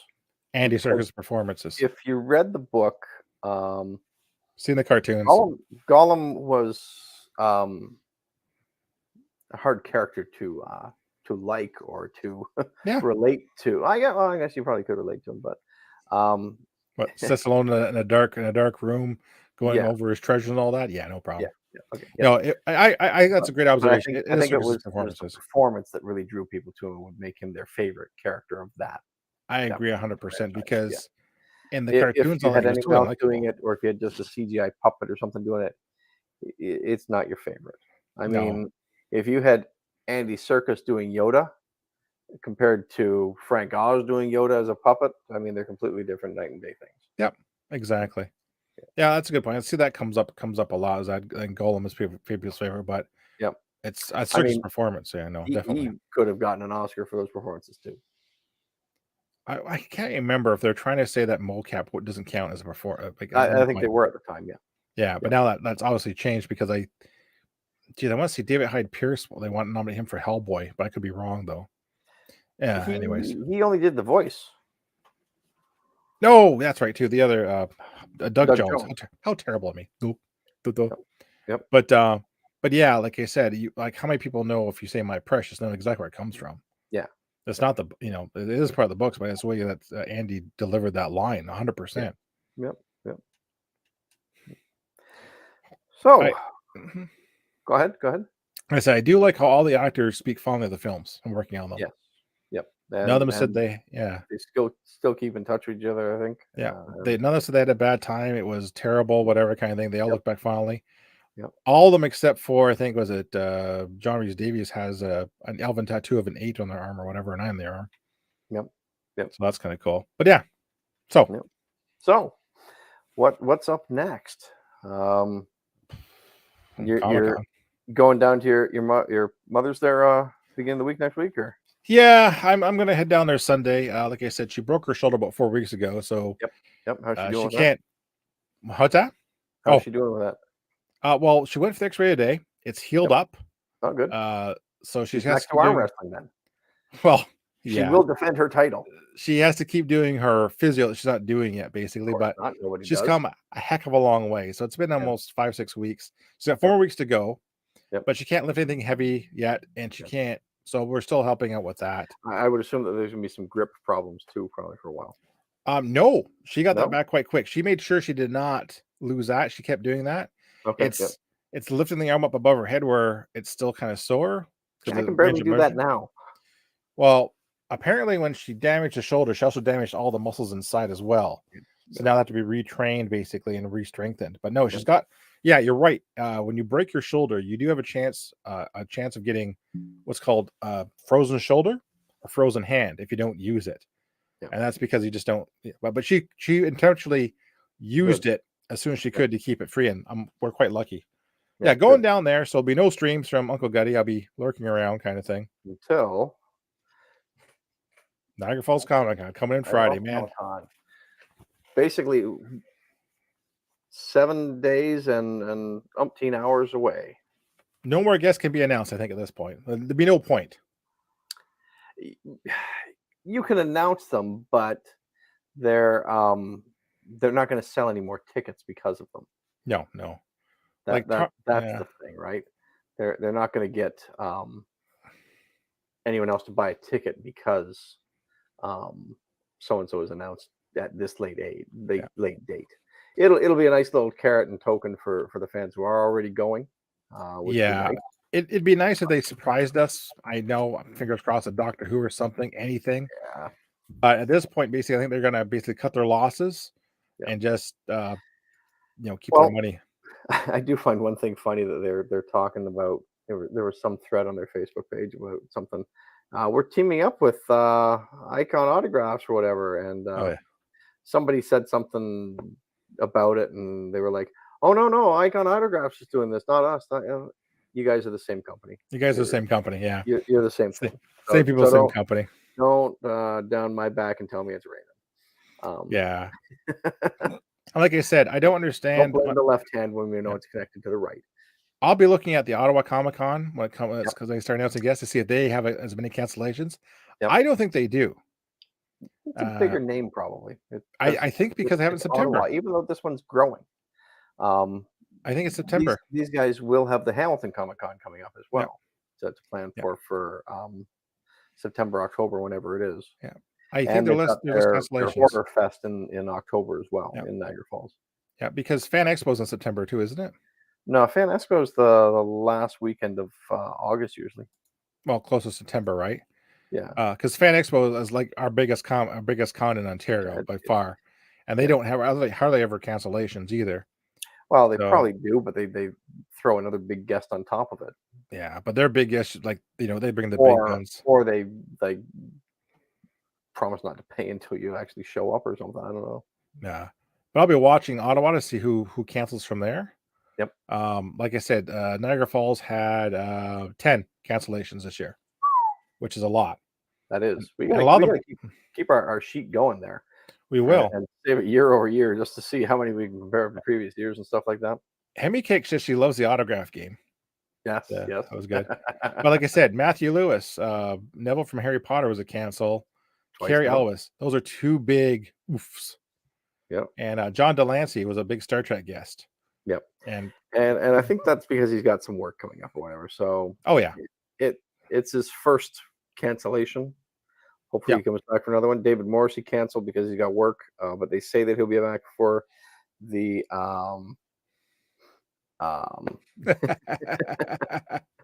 they say he'll be coming back for the Horror Fest in October. Carrie Elwes went to do a con in Florida instead. Yep. He was double booked. Yeah. After they promised to pay more, I suppose. Behringer just always cancels. Or he didn't have to cross the border. Yeah. You know that zombie that plays that Eugene Clark that plays Big Daddy Zombie? Yep. He's still TBD for autograph. I bet you he's $80. Last time I saw him in the Artist Alley, he was like $80. Yep. And his claim to fame is playing that zombie. He says he has more than 100 television credits in Canada, he says. Yeah. But I've got my list. Like I said, I'm gonna have to see John Glover. I got my Brimstone picture. Yep. My eldest wants John Heder, Napoleon Dynamite, so I gotta go see him. Yep. I'm gonna get Doug Bradley's autograph for myself and my youngest. So without Berenger going, I've got some extra autograph money. So I'm not sure if I'll get a Billy Zane. Phantom. There's Tom Arnold. We know he's cheap. Yeah. $70. Henry Thomas, the ET kid. Yep. Like those are definitely possibilities. I'm kind of weighing pretty hard. Oh, you got the Clash of Titans, Harry Hamlin, man. I could get that. Yeah.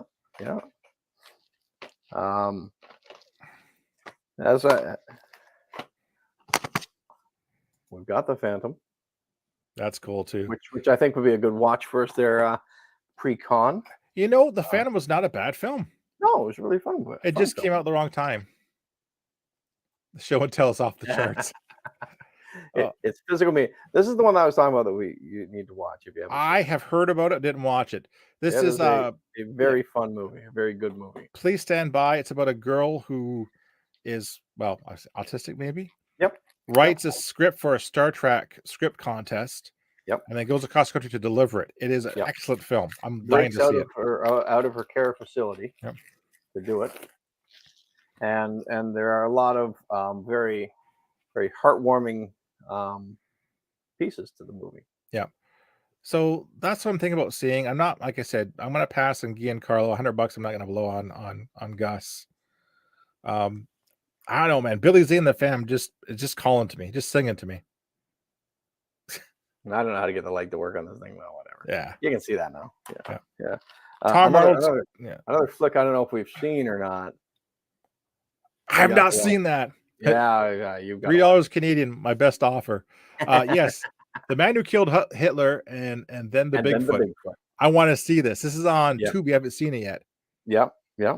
Oh man, another Adele. The Extraordinary Adventures of Adele Blanc-Sec. This vaguely sounds familiar. This was Luc Besson, and it's like a French comic book or storybook from back in the day or whatever. That I've seen that. It was very good. It's excellent. Yep. Okay. Yep. And another one, if you have not seen it or not, I do not know. Watch that twice. That's a fantastic film. The Untouchables. Please go out and see this film. It's in French, but it's subtitled. Watch movies with subtitles, kids. Yep. They're good for you, and you get a lot of great films by watching them, and you cut yourself off from a lot of great things if you don't. So Billy Zane, Tom Arnold, or Henry Thomas? Which one would I go get an autograph from? Oh, Billy Zane. You got to go for it. You got to slam Evil. I'm going to go Billy Zane. You got to slam Evil. I'm sorry. You know what? I want to put down the autograph. Slam Evil. You got a ring, you bugger. Of course I got a ring. It came out with the DVD years ago. Sorry, it came out with the VHS years ago. I'm tempted to go see Lisa Zane too. I don't know why. Just because Freddie's dead would just be a joke. Oh my, the ring, yeah. Oh, by the way, remember how you're talking about? Remember the cast of Terrifier is going to be there. That Terrifier 1 and 2, the Killer Clown movie, and this would be a good chance to get an autograph cheap.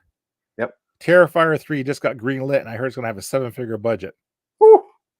Yeah, there you go. So, time to make friends with those people. Yeah. So, Comic-Con's coming up. We're going to tour around. Maybe if you're lucky, definitely will be at least an Old Man Theater sometime. Us recapping Comic-Con. I think we'll do an Old Man Theater probably the Sunday night after. Probably. Yeah. Just tune in. We'll be in the same room. Live from the Switzer living room.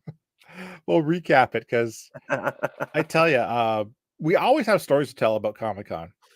I'm also very disappointed there's no Doctor Who guest this year because I did make my dematerialization circuit. Damn it, Switz. Yeah. I tell you, like, there is a lot of rage. There is no Star Trek guest this year, or Star Wars guest this year, or Doctor Who guest this year. Giancarlo Esposito. Yeah. We keep the Doctor Who geeks keep telling the Star Wars geeks to shut up because you do have a Star Wars guest, so suck it. Yep. You know. Yep. And so there's yes, there are clicks when we go to the con and we see other clicks. We start dancing like West Side Story, you know. Yeah. Like that basically. Now the Doctor Who click is very small, but we're Yeah. feisty. Have you seen the floor plan? It's yeah. The Doctor Who stuff is outside this year. So normally Out in the rain, actually, Yeah. in the hall. So normally on the floor plan, there's a small right-hand corner where basically they have like the Turtle performers, the Doctor Who, and as well as the 501st Star Wars people. Very nice corner.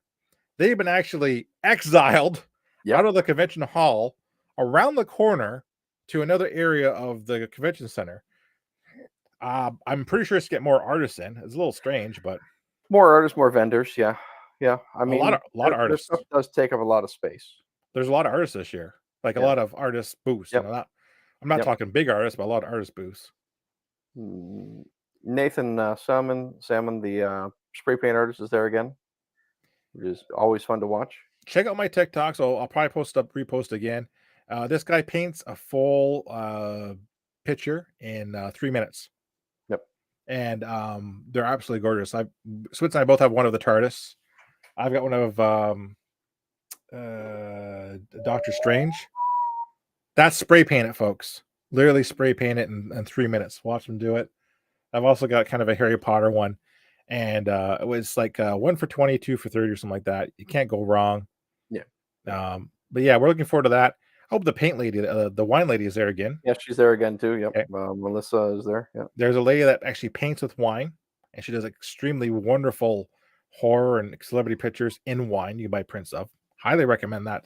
Like I said, go to the con. You find these really kind of unique gifts or things that you want to bring home.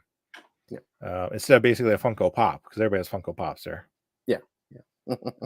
We gonna try and catch any panels this year? I don't know. Absolutely. Yeah. What are you thinking? Well, let's see. The- Friday. Do we want to do the Doctor Who escape room again? Do we want to see if it's different? Might be Try the it? same, but we could always try it. If it's the same, we're going to win faster. That's true. We had a good time. It was because we were the experts, and the other group that came in were not. So it was kind of cool. There was a Strange Hatter room escape design from Fandom that is. Fiasco. I don't know what that is. There's the video gaming room. They have Quidditch tryouts. Yes. Tryout for Seeker, Chaser, Beater, or Keeper.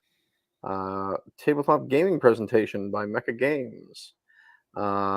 Sorting ceremony with the sorting hat. Then they've got the first panel is Tyler Main from Halloween, also from X-Men as Sabretooth. Henry Thomas, E.T. Then at 6 o'clock you've got a Hogwarts discussion panel. Which obviously I think they planned ahead of time when Lewis was going to be there. Yes. Yep. Then they've got a Q&A with Tom Arnold. I'm kind of leaning towards that one. Q&A with Lisa Rinna. I can skip that one. Yep. Harry Potter trivia. Building the world's first proto lightsaber. Learn from the Hacksmith team. That's got they built the plasma torch. Yeah. Yeah. And then at 7 o'clock, the last one of the night, you've got a Leave It to Beaver, Jerry Mathers Q&A, which will be kind of interesting to see. Tom Arnold will be fun though. Yeah, the next day you've got a lot of the same stuff, but then you've got a Q&A with Zombie King Arthur Soydam, the Power Rangers Karen Ashley Q&A. 12:30 you got Q&A with Billy Zane. Yeah. Q&A with Bill Diamond, Master of Puppets. Harry Hamlin Q&A, which would be kind of interesting. Q&A with the drummers, Gina Shock and Steve Ferrone. Okay. They've got a Q&A with Leonard Kirk, who is a Artist. renowned comic book artist who is from Niagara Falls, I believe, and that's I think how they get him every year because he goes home and visits his parents or whatever. I would, yeah. Yeah, why not? Hey, if they want to pay you to be there, you might as well do that. Q&A with Chaz Palminteri. Q&A with Andrew Wynorski and Marcus Nispel from Texas Chainsaw Massacre. Eh, More gaming. Ken Lashley, comic artist, Q&A with him. Q&A with Nolan North from Uncharted. Q&A with Medusa. Q&A with Simpsons cartoonist Phil Ortiz. 4 o'clock, you have the Napoleon Dynamite reunion. Of course Q&A you do. with John Hader and Efren Ramirez. Then you've got the Smallville reunion. Q&A with Michael Rosenbaum and John Glover. At 5 o'clock, you've got the Q&A with comic icon Steranko. When did he drop the Jim? Because was his name not Jim Steranko? It was Jim Steranko. He did drop. I don't know why. No, he's just Steranko. Billy Zane might be interesting. Has he drawn anything in the last 20 years? I I don't don't think know. so. Yeah. Harry then Hamlin. I'm kind of half curious, right? You got a Kane Hodder Q&A as well to wrap up Saturday. Eh, Yeah. I don't know. Sunday, Q&A with Lisa Zane. Q&A with Dan Parent, which would be really interesting, I think, actually. I think that would be interesting too. I like talking to him. I would like to hear that. Boys reunion with Laz Alonso and Nathan Mitchell. You can ask him why that one guy didn't show up. Yeah. Q&A with legendary animator Tom Cook. Q&A with Hellblazers Doug Bradley. Droid Builders 101 could be interesting. Q&A at 1 o'clock on Sunday with Team Bestie, Trish Stratus and Lita. Oh. Q&A with legendary artist Michael Golden, who was a nice guy. We met him a couple years ago. I was a very nice guy. I like Michael Golden. Yep. The Terrifier reunion Q&A. Saw that one coming. Yep. Q&A with Giancarlo Esposito. Q&A with Jim Starlin. Q&A with Wendell Clark. We can ask him what he thinks of the new Leafs GM. And then finally, you got Q&A with Boy Meets World's William Daniels and Bonnie Bartlett. I wouldn't mind seeing maybe Doug Bradley. I don't know. I basically whatever we catch. Like, is there anyone that was like really? Oh, we got to see them. Sounds like Sunday is like the most interesting ones, I think, for us. Like, I would really like to see Dan Parent. Me too. I think that'd be Archie artist, no question. Yeah. Yep. Trish Stratus and Lita. Yeah, why not? Giancarlo Esposito. I'm not that thrilled by, but the William Daniels would be interesting, I think. Yeah. Michael Hamlin, Golden would be cool. Yeah. Harry Hamlin, I don't know. Yeah. Like Harry Hamlin and Billy Zane, like what, because sometimes you go these guys and you might be surprised what they tell you. It would be interesting to listen in on. But at the same time, you might have more fun just meeting at their table and asking the questions there. Eric Estrada, no question. Yeah. Yep. He was that guy was amazing. Package of chocolate chip cookies. Yeah. Yeah, I know it should be pretty good. Like I said, there will be videos and stuff on my TikTok and all that, and I'll put them in the Discord when I get a chance. But it's massive this year. Like I said, as we mentioned before, they moved some of the Star Wars and Doctor People outside to squeeze in more people. So hopefully it'll be pretty good. Yeah. Hey, who cares? We'll be there playing Doctor Who. Yeah, exactly. Doctor Who, Star Trek, and maybe even a little bit of James Bond. Rear Window. Rear Window too. Yeah, man. James Bond. Yeah. I'm still waiting for that Doctor Who game to come out with a second edition for the other stuff before I snap it up. Yeah. They're still missing a War Doctor, and I guess a 14th and 15th Doctor, if they decide to keep going with it. Technically, yeah. I like I said, I picked up the base game dirt cheap finally. Yep. So I'm just waiting to the other ones to call that fall into place. I love it. I get a kick out of it. Yep. So we'll see. I wonder if our Kojiko friends will be around. I don't see them on the thing this year. I checked that too. Yeah. The photo op sales is now in their usual spot, but Yep. Because good to have friends in high places. Don't get into those. Yeah. Yeah. And if we see anything unusual, we'll let you know. Again, follow our Twitters and all that. We'll put stuff up as we go. You never can tell what's going to happen at Niagara Falls Comic Con. Yeah. You never can tell what's going to happen on Old Man Theater. No, you can't. Yeah. You and your endless supply of show and tell stuff. Yeah. I felt kind of bad because for most of these things I've had some sort of a costume or something to go along with the theme, but this time I didn't. I don't even have pointed ears, so Maybe I should get some pointed ears this year. I'll truthfully honest, I have zero Lord of the Rings memorabilia or or anything. I, I've got a few pieces though. You got Like Sting hanging in your hallway. I do have Sting hanging in the hallway. Yep. I do have, like I say, those maps that I made for my father when he passed. I did get them back, which was nice. Yeah, things like that. Okay. Final thoughts, buddy?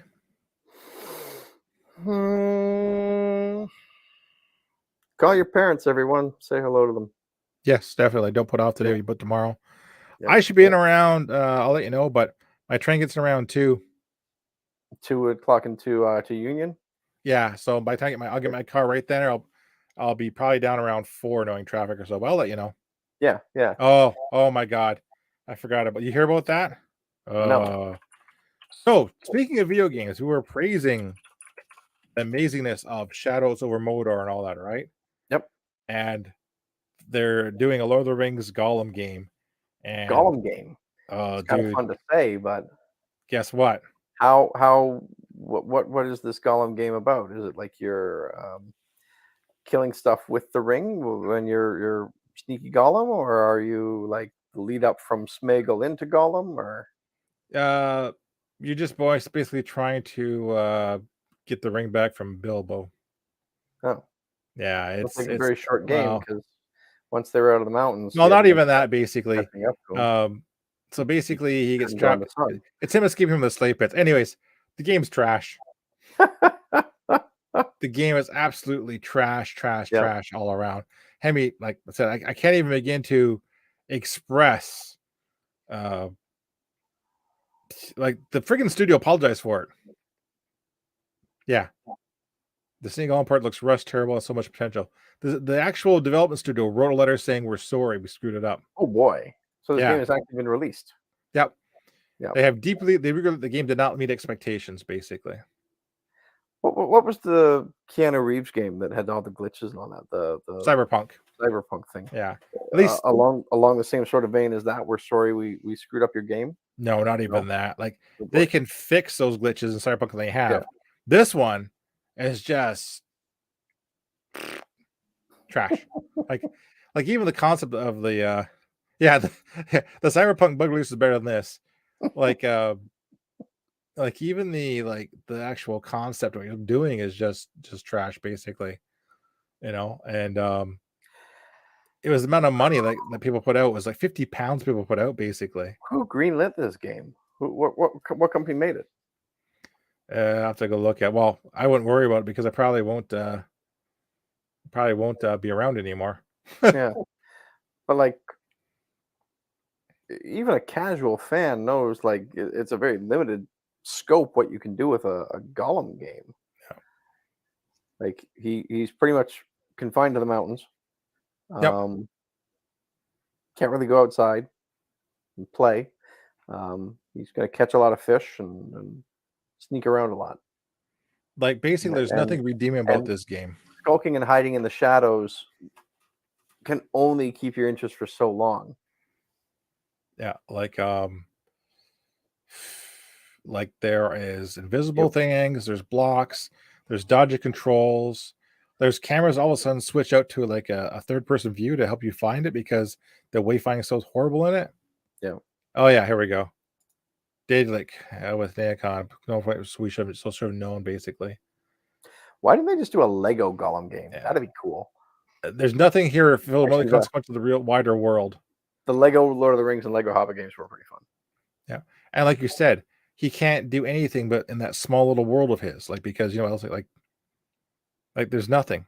Like if the goal is to catch up to Bilbo and get the ring back, yeah, that seems very limited because like pretty much once he got the ring, he escaped and got out. I think basically the goal is to get out of Mordor or whatever. One does not simply get out of Mordor. Well, exactly. It's got like 1 out of 5, 2 out of 5.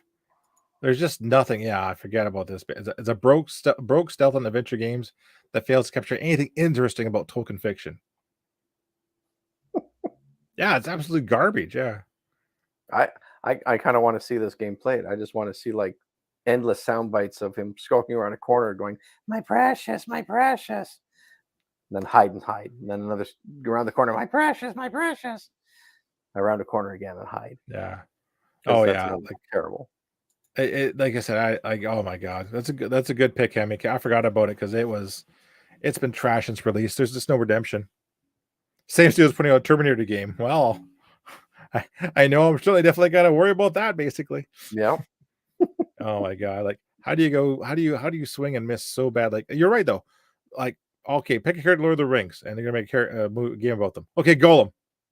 Really, Really? really. Really? See, Yeah. Shazar Mordor picked kind of an inconsequential fallen hero, put him in Mordor in his own Well, world. But they created a character. yeah, but you know what? One of the complaints about the Golem game was you didn't hear, um, like they said, we know about nice, the orcs would discuss what's going on in the world and stuff like that. Where in Shazar Mordor, they do talk about that and stuff like that. Yep. Yeah, that RoboCop game. Oh my god, I've seen that too. I have no hope for that game either. But yeah, I agree with you. I looked at it and said, who greenlit this game? Because it doesn't make any sense. And I seen the RoboCop preview. I'm like, oh, it looks a little better than the Daddy's game, but Yeah. oh my god! Now what a downer, man. Data East RoboCop game way back on the 8-bit Nintendo. Well, also in the arcade too. The yeah. Yeah, I seen through the new game. Yeah, but like I said, it's not just the content. The Golem game has basically game breaking bugs in it that are unfixable. It's unplayable. And it's not just one; it's like multiple. So people are like, this is trash. Yeah. So, but it got overshadowed because the new Zelda game came out, and everybody loves that one. Oh, leave it to Hemi Cakes to pull out the good ones, basically. Yeah, I don't know. Like I said, I'm a RoboCop fan. I don't know why you're making RoboCop properties because I don't think nostalgia is there for that. They put him in Mortal Kombat for crying out loud at one point. So, What was he, like a DLC character or whatever? yeah, he was. They got Peter Weller to come and do voice for him. Yeah, Huh. I'll buy that for $1. I must admit, I don't mind that Mortal Kombat. Come because, on, I just set that one right up for you. Yeah, badump-da, yeah. Thank I you. missed Where's it. my Yeah. I'd buy that for $1. Badump-da. These But rate yeah, themselves. the Golem game. Oh man, oh man. I wouldn't buy that for $1. Yeah, why you got to capitalize on nostalgia when the tax returns are hot? That's true. Instead of coming out with something new and clever, why not just basically put out some nostalgia and see if anybody will actually spend money on it? Yep. Yep. Yeah. Oh man, Do you think that they play on the fact that people that like nostalgia are older and might not do the research into a video game or something like that? I think they play on the fact that people that are older have money. That's a big thing. and they'll spend it on anything. Yeah, they're willing to take a chance. They'll do research. RoboCop back in the day. Yeah. Like even I was like going, a RoboCop game that might be worth paying some dollars for. But then I did my research saying, no, we're not going to do that. Yeah. With Golem, probably the same thing. Great, a new Lord of the Rings game, like you said. No new properties, but you know what? There's still kind of this keep the memory alive. Let's spend some money on it. Like, oh my god. Yeah. I know you probably just torpedoed any chance of another Lord of the Rings game for time to come, unless it's exceptional. Yeah. But again, and final thoughts is if you haven't played Shadows of Mordor and you have a PC or whatever, please go play it. I love it. It was available on the platforms too. It was available on PlayStation and Xbox. I don't know. I know spent it was on $5 Xbox for it. One. What's that? I spent $5 for it on sale. So there you go. Yeah.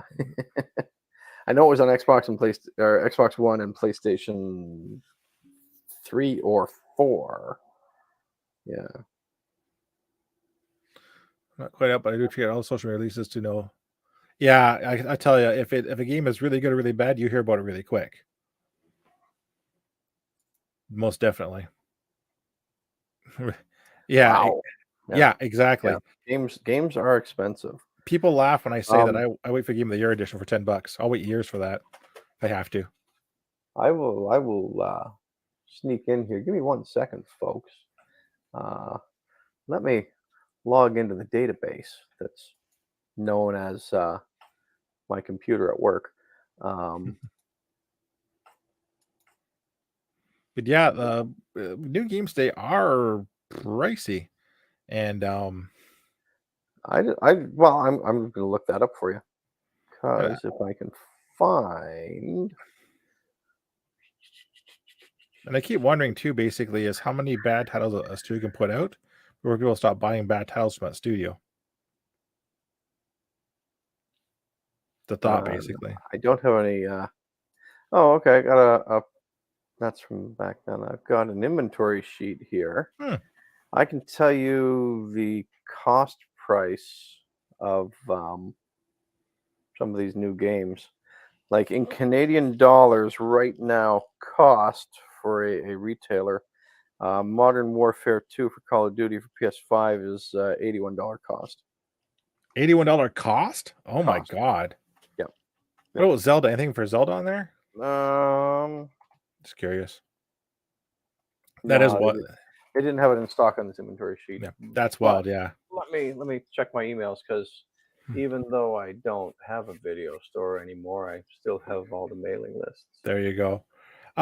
Yeah, Redfall No, also I was don't have anything on that one. Yeah. also Redfall was also panned too, and I was kind of looking forward to it. I think I'm gonna go on a limb and say it's somewhat unwarranted. I saw one person, I think, well, actually, I think I heard Shoppa say it. It's a good game, but it's not a $70 game. Yep. Which could be fair, Yeah. No Man's Sky see. was the same way. No Man's Sky came out MLB the Show 23. cost Okay. is $72. Wow. Street Fighter 6 for Xbox is $64 cost. Resident Evil 4 is $64 cost. That makes sense. I mean, that makes sense. It's not a $70 game, but through something like Game Pass makes sense too. What's Ghostwire Tokyo PS5? That one costs $74. Oh, Ghostwire is basically an improved idea of Cyberpunk. It was highly hyped. I wanted to actually go see it, go play it. Pardon me. Still though, that's insane. Like that's the cost. Yep. Don't know why people aren't running game stores anymore. Star Wars Jedi Survivor. Oh, this is the deluxe edition. Is $102 cost.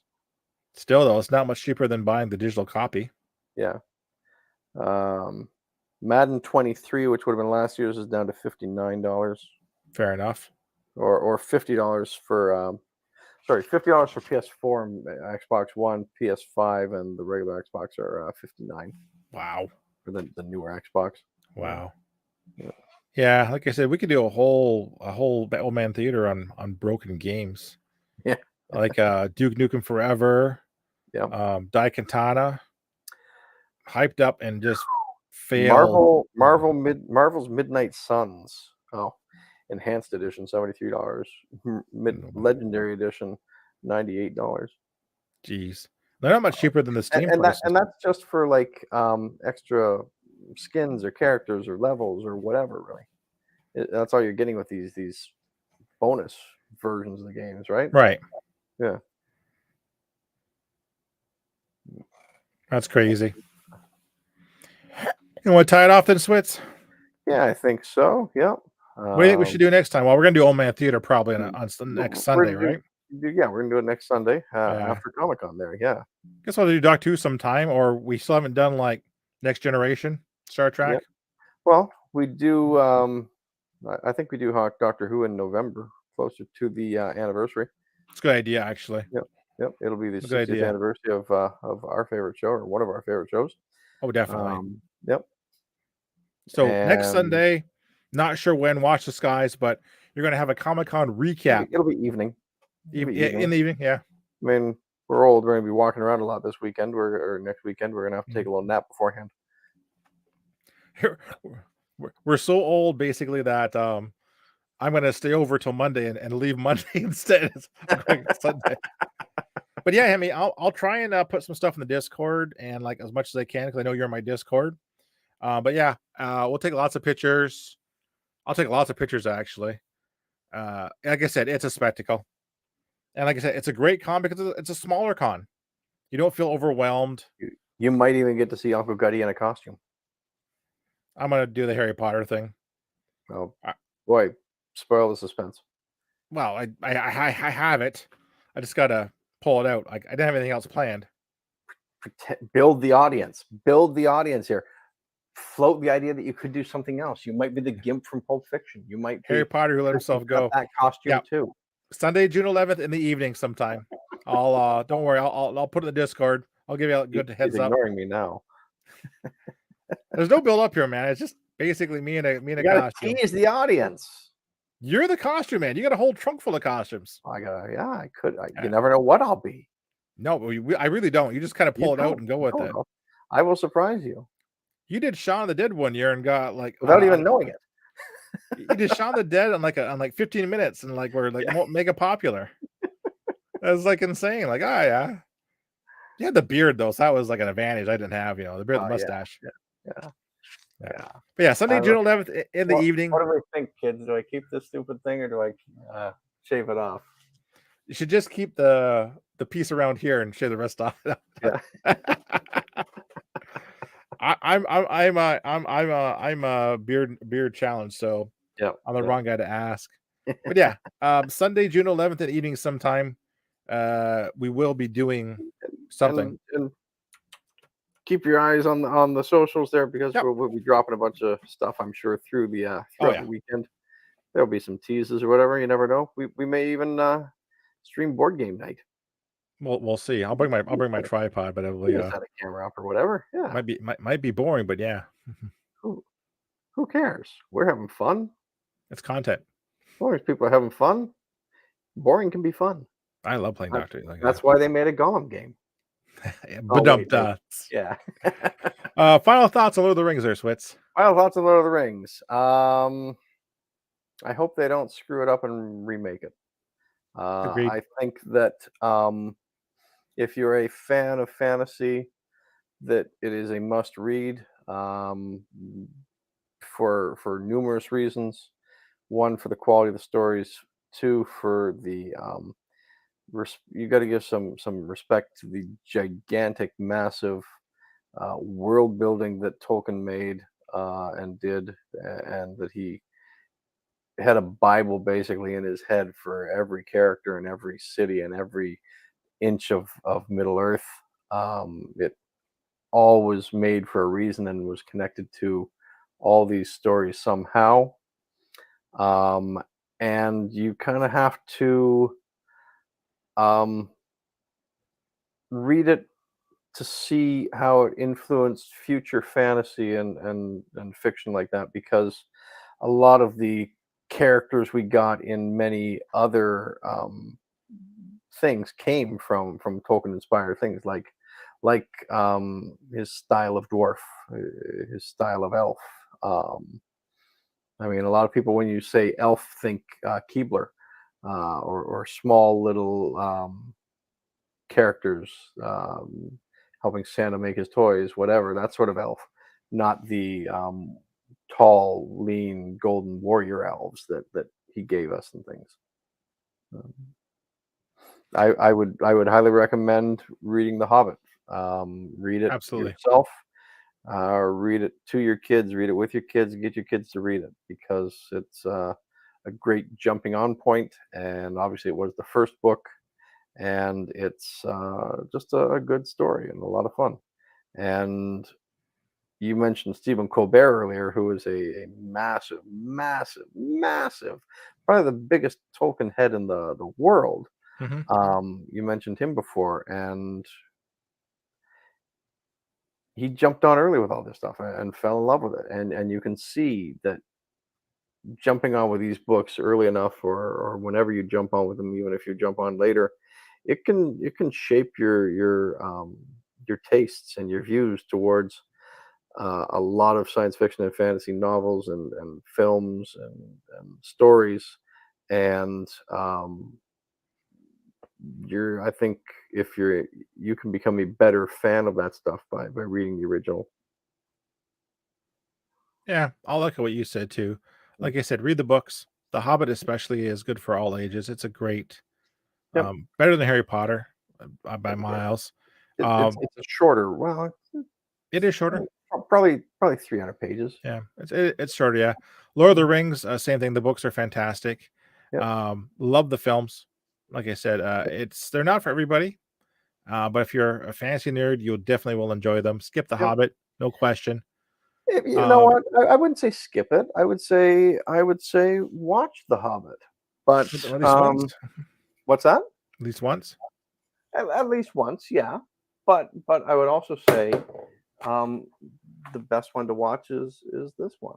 It is. I would highly agree with that. The Hobbit animated is superior to the films, no Yeah, question. it was Yep. really a great little story, Yeah. a great little cartoon. Yeah. With some great great music in it. If they ever wanted to make a musical, gee, maybe they could use those songs. But Hey. we don't know what the future of the Lord of the Rings holds. Like with the failure of I'll call it a failure. The power of the Rings of Power, most definitely. Deathly Smog was my favorite. That's absolutely amazing. Um, but like I said, the failure of the Lord of the Rings TV show, the Power of the Rings, Rings of Power. We don't know what the future will hold. But like I said, check it out. As Switch says, there's influences from it all through. I would argue that even the Game of Thrones has some influences from Lord of the Rings. There's no question about that. I would argue Dungeons and Dragons has influences from it. Oh, Gygax already says it's already in his early works that it's a reference, definitely. Yeah. But that's all I can think of Lord of the Rings. Like I said, those that love it, hats off to you. It's good to have fandom that you can really basically get into. And maybe if I ever meet Hemi in person, I'll find her a Burger King toy that lights up or something like that. Give her one of those classic glasses. Well, that's it for us. Anyways, we'll be back on the weekend. Saturday, maybe. Sunday, maybe. I'd skip the Amazon series. Well, try it. Try 2-3 shows and see what happens. You know what? You really should try it. With alcohol. You don't need alcohol. You do need alcohol. Your parents said try broccoli. It's good for you.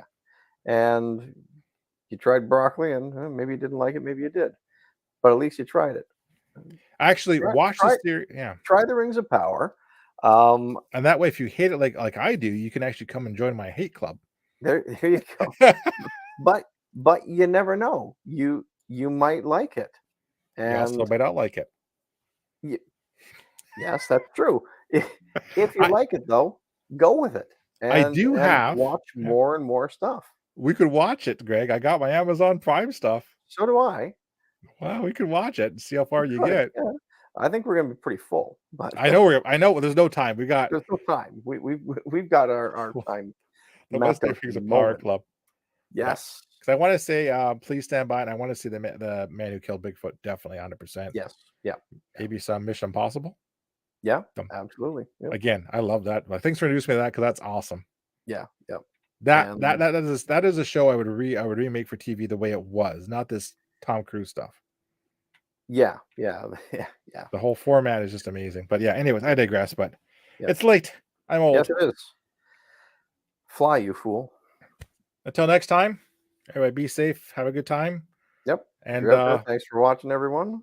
We'll see you virtually through the con, I guess. Yeah. We will. Oh, is there any bets that Greg will say, "Hey, were you in Lonesome Dove to Bret Hart?" Let's find out. I don't know because he's going to be there a very limited time. If opportunity strikes, man. Yeah, but you might not be able to get close to him. I don't know. I'll put $10 on it. Doesn't matter. Come on, Canadian. She's putting up like $1.50 here. As soon as you say that's Bret Hart, he was a Lonesome Dove. That's all you got to do. All right. We can make $10 here, easy. Yeah. We can stand at our table. So, Switz, what's your favorite Bret Hart, appearance you can think of? Lonesome Dove. Hey, mine too. Oh my, yeah. We're gonna get thrown out. We're gonna get thrown out. Yeah, I know. Yeah. It's okay though because he's not well, so he can't catch us. Yeah. He's not Wilford Brimley sick, but he's still kind of not well enough to catch us. We think. Yeah, his knees might be better than ours though. Thank you, Hemi. It's much appreciated. You're awesome. Anyways, trust us. We'll have stories. Just stay tuned. Yep. And with that, I'm gonna go to bed. So good night, everyone. I'm gonna take the garbage to the curb because it's garbage night. See you on the flip side. All right. Thanks, everybody, and bye. Night, everyone. Thank you.